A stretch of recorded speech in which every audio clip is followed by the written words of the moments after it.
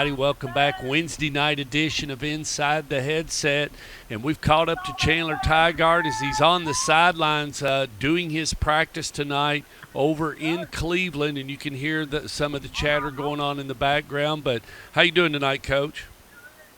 Man, I'm doing good. We just finished, so we had to push back because of heat. But, we're playing at 7 p.m. on Friday. We're not going to move the game back because it's hot, so I figured we'd get used to it right now. Well, came away with a big win Friday night against Clinton. Take me through it a little bit. Yeah, so honestly, we started the game. We warmed up somewhere else, like we kind of got known to do in Murfreesboro. Then we started the season with an onside kick. We recovered the initial onside kick on their 30, went down and scored. Then we got in the swinging 8 formation and got a 2-point conversion to our third-string quarterback. So we started the game 8-0. We came out pretty hot. We ended up scoring, 49 points. But honestly, we couldn't stop Clinton's quarterback. He was like Michael Vick running around broken plays, throwing touchdown passes when our DBs would fall down. So we actually had to slow it down starting at the 4-minute mark going into halftime. And we got in the single wing, kind of similar to what we did last year in the playoffs. And then we ran the ball. Get this, Stork. We ran it 46 times for 300 yards. So we didn't do the air raid. We were just kind of running, grounding, and pounding against Clinton. How many backs did you use through that? Man, we played 3 different quarterbacks, and then we used 4 different running backs. So Cleveland is kind of running back U. They've had a lot of Mr. Football running backs coming through here. So we've got some good backs, and we're learning how to throw and catch. We're not as good at it yet as we were at Blackman. So we're a little more run heavy this year. So it's going to be a different look. We're still going quick, but we are running the ball, like I told you last time. So how many plays did you run in the first half? Oh, man, I don't know in the first half, but we were going. So the first quarter took forever. So, it was one of those really, really long first quarters.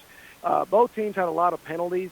Clinton had 4 unsportsmanlike penalties, and they had a player ejected. And, they jumped off sides a couple times. So, it was a long, long half. So we ran about 75 plays, a little less than usual for the game, but we had to start chewing the clock in the second half. Well, was you special teams-wise, you felt like you did well? Well, we got 2 onside kicks. So we got the initial one to start the game, and then we hit a rocket where we hit the front line player. They had a big, beefy offensive lineman on the front line, so we hit him with the ball and recovered it. And then we hit 2 field goals. So we hit a 32-yard field goal, 28-yarder, and then we got 2 2-point conversions out of the swinging gate. So we pretty much dominated special teams, and we put a big emphasis on that here. Coach Jones came down from Blackman. He's my special teams coordinator, and he's doing a great job getting these kids to buy in. And defensively, was your only thing was you couldn't stop the quarterback? You just didn't like that. You've kind of always had to work a little bit on defense, Coach. That's not your best card. Yeah, but honestly, the defense has been our strong suit in the scrimmages. But Clinton's got 5 or 6 Division I players. They got 2 receivers over 6'5" and taller. Wow. And then Joshua Keith, their quarterback's going. He's committed to UT Martin. They've got another receiver committed to Purdue.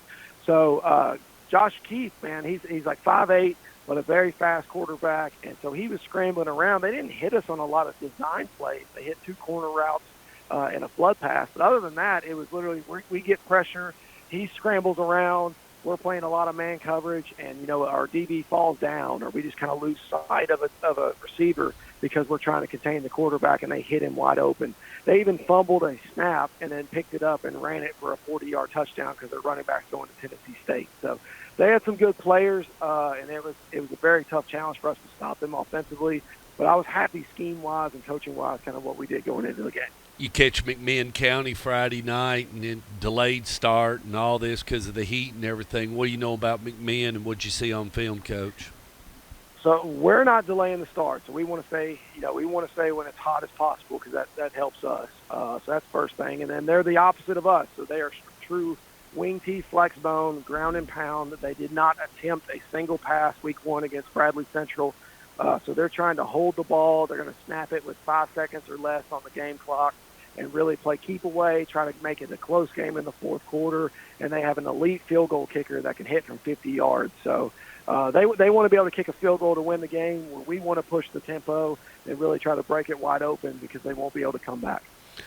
Well, you never got a chance to play against Jimmy Maynard, but that's what Jimmy used to like to do. Old Coach Jimmy Maynard, he used to like to let the air out of the ball, and I mean that quarterback, right when the play clock could get at 2 seconds, I mean he'd finally snap the ball. I mean, and it's very effective. I mean, it can throw it can throw your tempo off when a coach is doing that to you.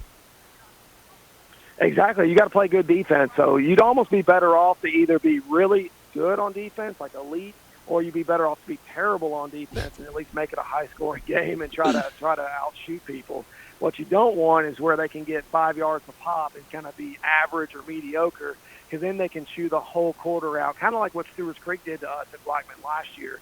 You know, they I think it was 14-14 at halftime, and they chewed one whole quarter up just from running the ball.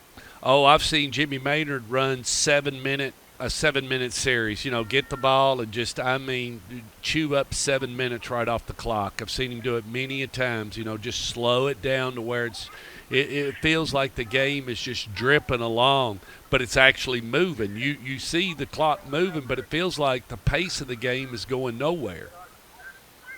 Yeah, and it's a really good strategy, especially against us. But, we like to play a fun brand of football. We're going to have a giant crowd for our home opener, so we want to push the tempo and sling it around and score a lot of points and kind of show how exciting high school football can be for this community. And so we're doing the opposite, man. We want to run 85 plays if we can and score 40 points and make it exciting for the Blue Raider fans.